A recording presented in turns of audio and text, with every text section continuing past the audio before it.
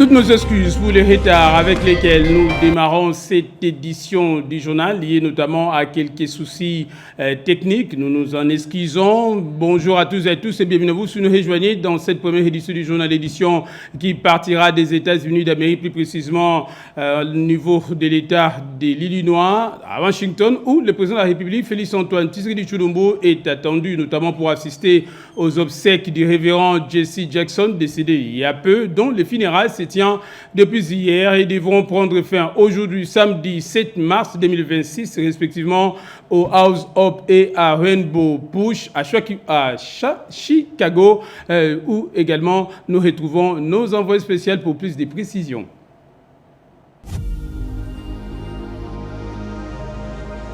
La ville de Chicago, dans l'État de l'Illinois aux États-Unis d'Amérique, accueille le président de la République démocratique du Congo, Félix-Antoine Tshisekedi Tshilombo, invité par son homologue Donald Trump pour participer aux funérailles du révérend Jesse Jackson, décédé le 17 février dernier.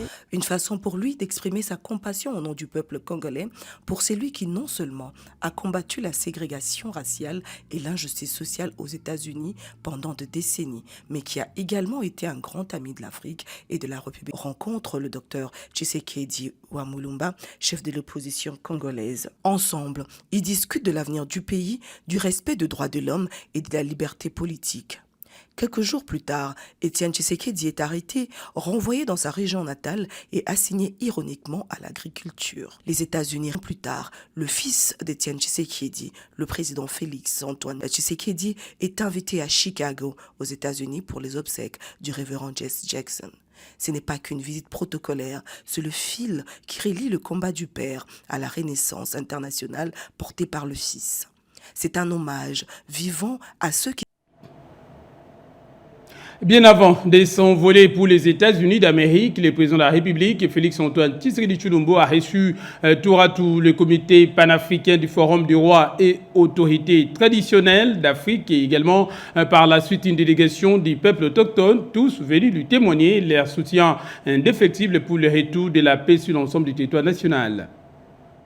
Le président de la République, Félix-Antoine Tshisekedi, a reçu en premier lieu 5 chefs coutumiers de Ghana, Mali, Kenya, Angola et la République du Congo qui ont pris part au Forum national des affaires coutumières qui s'est tenu dans la capitale de la République démocratique du Congo. Au terme de leur séjour, les chefs traditionnels ont dit leur soutien au chef de l'État dans sa lutte pour la paix totale en RDC.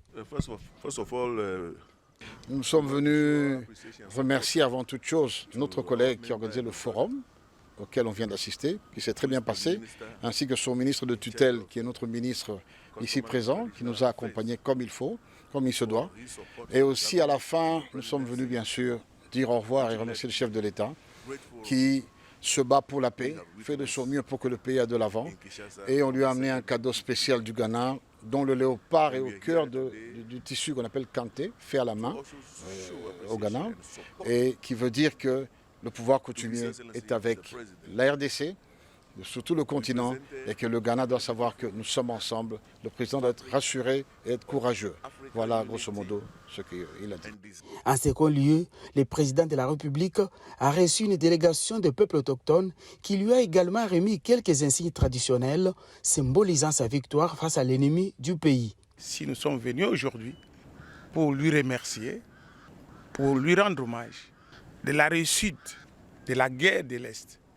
Il vient de gagner une bataille significative et nous lui avons amené l'aigle. L'aigle qui signifie un oiseau qui a la sagesse, qui vole très haut et capable de relever les défis. Nous lui avons amené la lance. Cette lance pour la protection du peuple congolais. Nous lui avons amené enfin le bouclier pour le rassemblement. Le président Félix Tshisekedi a salué l'engagement des autorités traditionnelles dans la préservation des valeurs culturelles et la résolution des conflits locaux. Il les a encouragés à jouer leur rôle de médiateurs et de relais entre l'État et les communautés de base.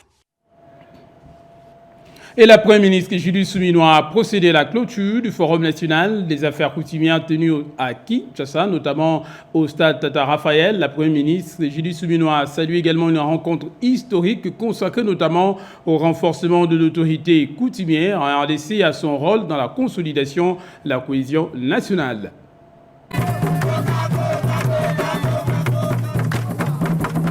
Moment historique au stade Tata Raphaël.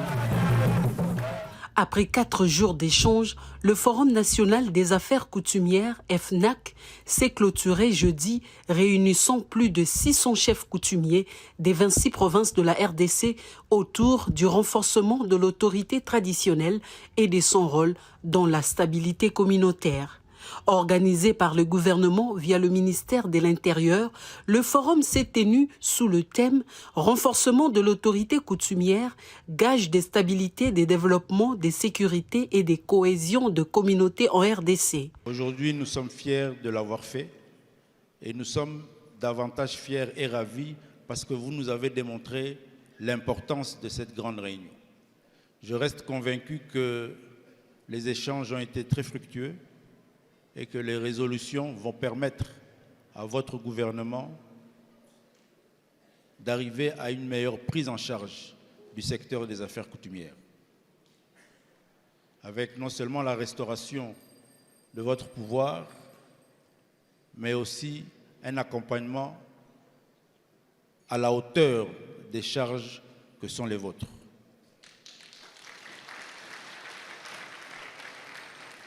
La première ministre Judith Suminwa Tuluka a appelé les participants à appliquer les acquis pour améliorer la gestion des entités coutumières et renforcer la cohésion sociale. Cette rencontre historique nous a permis de réaliser que les chefs coutumiers de notre pays, pour ceux qui ne le savent pas encore, sont animés d'une volonté commune pour transcender leurs divergences et pour défendre les intérêts de la nation congolaise.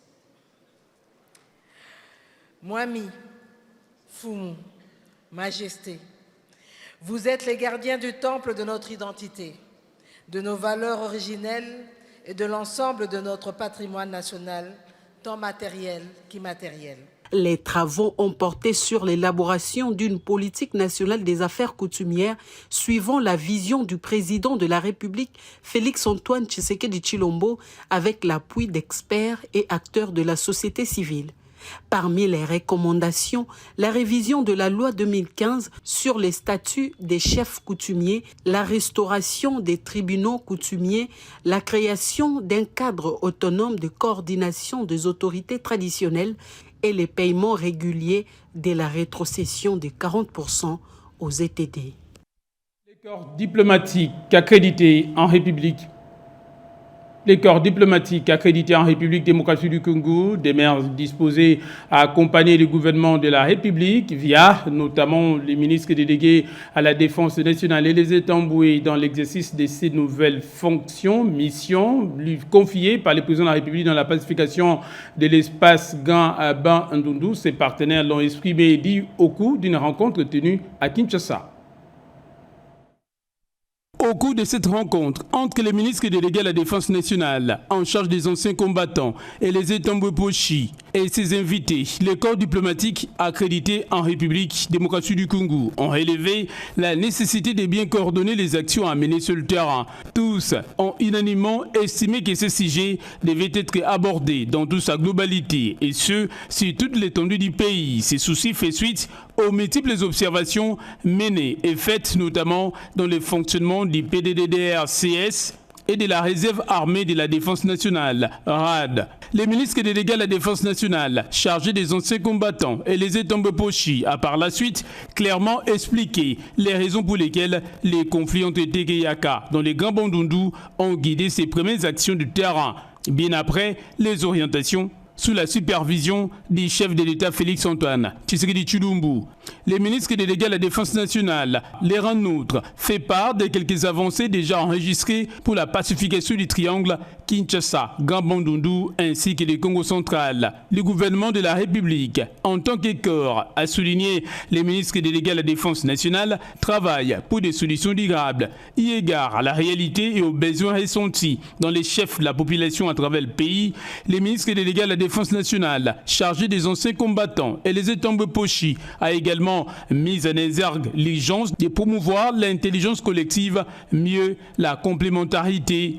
Face aux multiples dégâts causés, les ministres délégués à la Défense nationale, chargés des anciens combattants, a partagé sans équivoque l'idée de la justice transitionnelle. Cependant, ces membres du gouvernement a convié les partenaires de la RDC à la patience, car les étapes ne devraient pas être brûlées, a-t-il fait remarquer. Peu après cela, les ministres délégués à la Défense nationale, chargés des anciens combattants et son équipe, ont rassuré les ambassadeurs et représentants diplomatiques accrédités en République démocratique du Congo au sujet de l'élaboration d'un plan d'action. Celui-ci va définir non seulement les actions mais aussi la coordination. Il sera donc le début d'une collaboration fructueuse. Celle-ci va tabler sur une bonne méthodologie. Dans le reste de l'actualité, clôture à Kinshasa, travaux du Conseil national de la Confédération syndicale du Congo face aux défis enjeux de la refondation pour cette organisation syndicale qui participe également à l'action revendicative des travailleurs de la République démocratique du Congo. Les travaux consacrés à l'évaluation des textes de la Confédération syndicale du Congo ont fermé les portes. Le directeur de cabinet adjoint du vice-premier ministre, ministre de la fonction publique, a présidé la séance de clôture en présence de plusieurs personnalités politiques et syndicales. Le président Fidel Kiyangi s'est réjoui de cette refondation syndicale. Plus personne ne pourra exercer un mandat au-delà de 10 ans, a-t-il souligné. Nous sommes à l'ère de la refondation de la CEC. Nous pensons que nous sommes sur la bonne voie. Cette évaluation nous a conduit à revisiter nos textes statutaires et réglementaires. Je suis satisfait parce que les provinciaux que je félicite ont fait montre d'adhésion dans cet esprit de refondation. Que je suis très heureuse et honorée d'être parmi vous aujourd'hui. Ce que nous avons pu observer cette semaine n'est pas seulement une série de réunions, c'est un processus démocratique très important et une dynamique nouvelle qui s'est mise en marche. Et cette dynamique, c'est vous qui l'avez créée. Les provinciaux participant à ces assises rentrent dans leur circonscription professionnelle et syndicale avec l'esprit du renouveau. Au total, 169 participants venus de tous les Congos et même de la Belgique ont évalué toutes ces activités de la Confédération syndicale du Congo qui s'achèvent sur une note de satisfaction. La faculté des sciences économiques de l'Université de Kinshasa a accueilli un docteur. Il s'agit de Jean-Lucien Boussa. Ce dernier a mené des recherches sur le commerce international, également la croissance économique. Et d'autres précisions dans ce reportage. Commerce international et croissance économique, c'est le titre de la dissertation doctorale présentée par Jean-Lucien Boussa Tongwa devant les sommités du savoir économique dont l'autorité scientifique n'est fait l'ombre d'aucun doute. Le récipiendaire a prouvé qu'il pouvait avoir une place à leur table.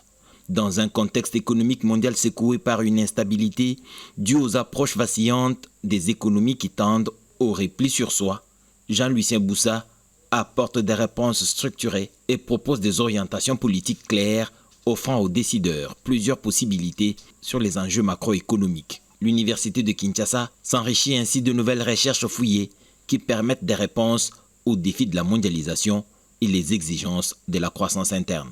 Cette thèse vaut au néo-docteur cette mention. Proclamation des résultats. Le jury chargé de procéder à l'organisation de l'épreuve de thèse de doctorat en sciences économiques a examiné la thèse présentée par le candidat, M. Boussa Tongwa Jean-Lucien, en vue de l'obtention du grade de docteur en sciences économiques. Après délibération à huis clos, le jury a pris la décision suivante. M. Boussa Tongwa Jean-Lucien a initié avec la mention la plus grande distinction. Ces travaux de recherche ouvrent une nouvelle ère où la science économique s'est mise au service direct de la souveraineté et de la prospérité de la République démocratique du Congo, consolidant ainsi le rôle de l'université comme moteur des transformations sociétales et économiques. Et en dehors de nos frontières, démarrage depuis hier à Arusha de la session de formation des leaders sociaux et journalistes régionaux pour renforcer les projets d'intégration au niveau de la SADC en prélude du 25e sommet des chefs d'État prévu aujourd'hui samedi 7 mars 2026. Cet atelier qui se tient en prélude du 25e sommet des chefs d'État de l'EAC vise à renforcer les capacités des médias pour mieux couvrir notamment les sommets des chefs d'État, les marchés communs de la communauté et les politiques régionales. Il est des traditions pour cette organisation sous-régionale de pouvoir informer en premier lieu les journalistes pour prendre en charge tous les aspects du projet intégrateur. Il était question de rappeler aux journalistes que malgré la ratification par tous les États membres de la charte de l'EAC, il y a certains aspects qui demandent l'engagement de chaque État, par exemple du tarif, dont sur le 8 États membres, à peine 5 ont simplement ratifié. Les protocoles du marché commun facilitent la libre circulation des personnes, des biens, des services et capitaux entre les pays membres, soutenant la compétitivité et la croissance économique de la région. On a compris qu'il n'est pas évident de pouvoir prôner l'intégration sous-régionale sans la paix. La secrétaire générale de l'EAC a précisé que les efforts, c'est plus pour la pacification parce qu'on ne peut rien faire sans la paix, surtout dans l'Est de la République démocratique du Congo. Les journalistes sont ainsi préparés à informer le public sur les bénéfices de l'intégration à quelques heures d'un sommet qui verra notamment l'élection d'un nouveau secrétaire général de la East African Community, EAC, des juges et le lancement officiel du marché commun. Un jalon clé pour le commerce intra-régional et la coopération économique en Afrique de l'Est. C'est le Girard. En séjour à Kisangani, l'ambassadeur de la RDC, de la France plutôt, en République démocratique du Congo, Benoît Marchot, a visité l'antenne de la direction provinciale de recettes, administrative, judiciaire également, domaniale et de participation. Question de s'imprégner du fonctionnement du logiciel. Le Girard. Accueilli par le coordonnateur du secrétariat de la direction générale de la DGIRAD, Henri Kumbonvumbi, et par le directeur provincial de GIRAD, Tchopo Bazouele, Augustin Kapwepwe, l'ambassadeur de France a effectué une visite de travail au sein de cette régie financière. Objectif, palper du doigt l'effectivité des opérations réalisées à travers le GIRAD, un logiciel innovant mis en place par la République démocratique du Congo pour accompagner la gestion des recettes, de la taxation jusqu'à recouvrement. La visite s'est ensuite poursuivie dans la salle des machines où le GIRAD est utilisé au quotidien par les agents, lesquels ont présenté les différentes étapes du traitement des données. L'ambassadeur de France a salué les avancées constatées après avoir pris connaissance de la réalité sur les terrains. C'était très important en venant à Kisangani de visiter les bureaux de la DGIRAD parce que ça fait de nombreuses années que la France, à travers l'Agence française de développement, met en œuvre des programmes successifs qui visent à informatiser et à numériser tous les services de recettes. Et c'est toutes ces réformes qui ont permis l'augmentation progressive des recettes nationales dans le budget de l'État congolais. Le coordonnateur national de GIRAD, de son côté, a rappelé l'objet de cette visite. Axe sur la modernisation et la transparence et dans la mobilisation des recettes publiques. Il y a quand même une évolution par rapport au système d'utilisation du papier. La délégation a fait visiter les bâtiments à construction, comprenant bureaux et salles techniques, avant de clôturer cette journée marquée par le renforcement de la coopération de la gouvernance financière.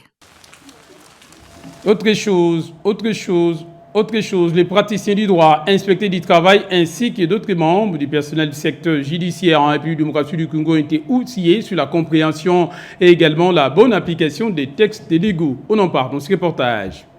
Renforcer la compréhension et l'application correcte des dispositions légales encadrant les conflits individuels du travail, tel est l'objectif de la journée scientifique consacré au droit du travail.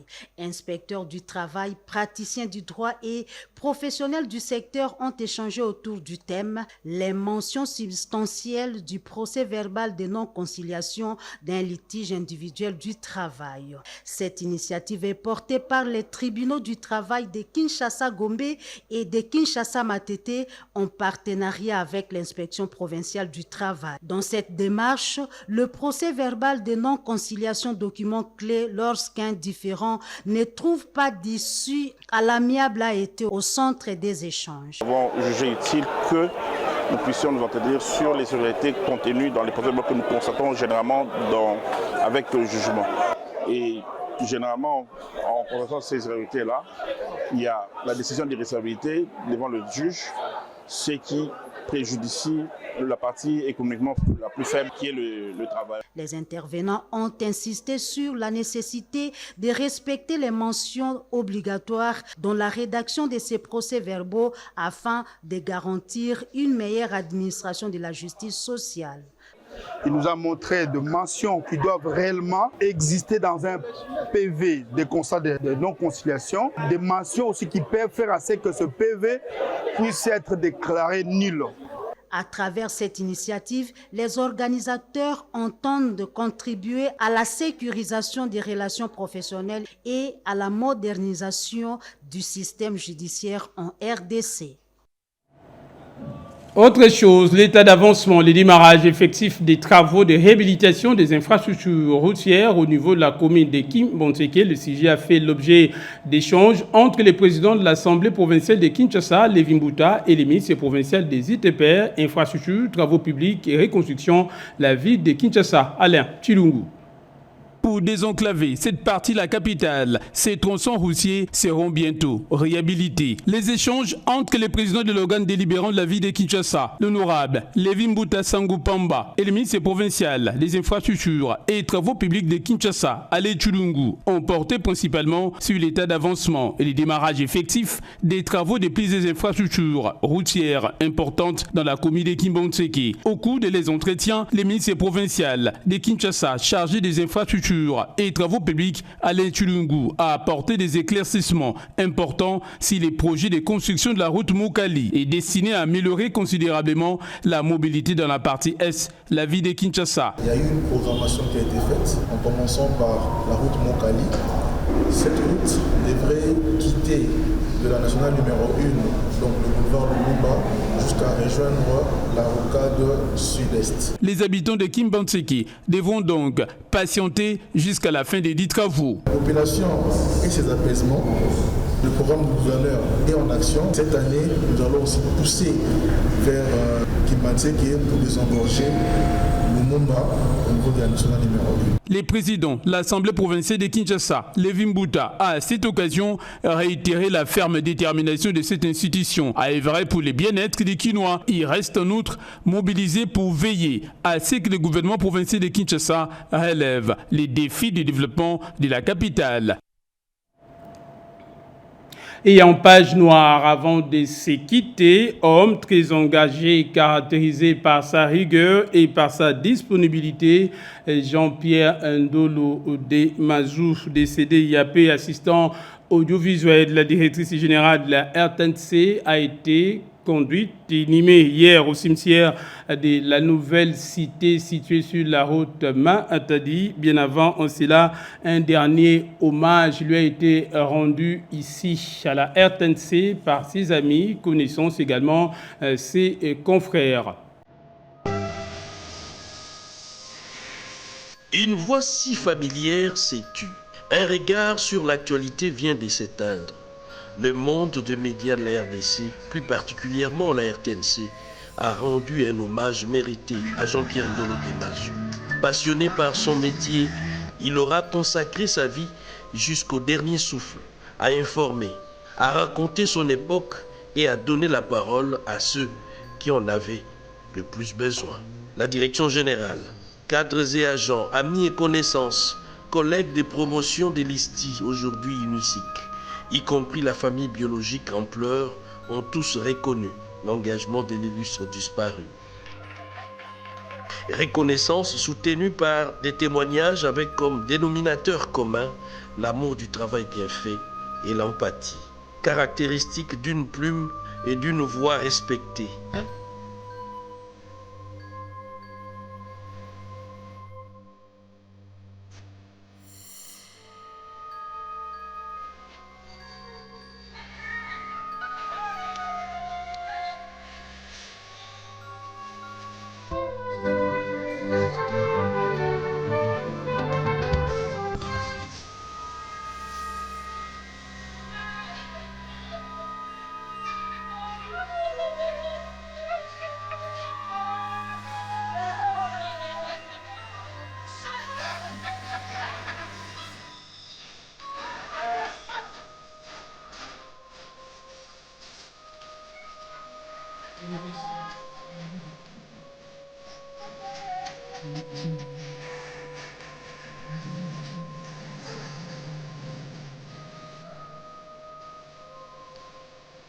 Guidé par la rigueur, la vérité et l'amour de la profession, un journaliste s'en va, mais sa voix restera à jamais gravée dans la mémoire de ceux qui l'a informé.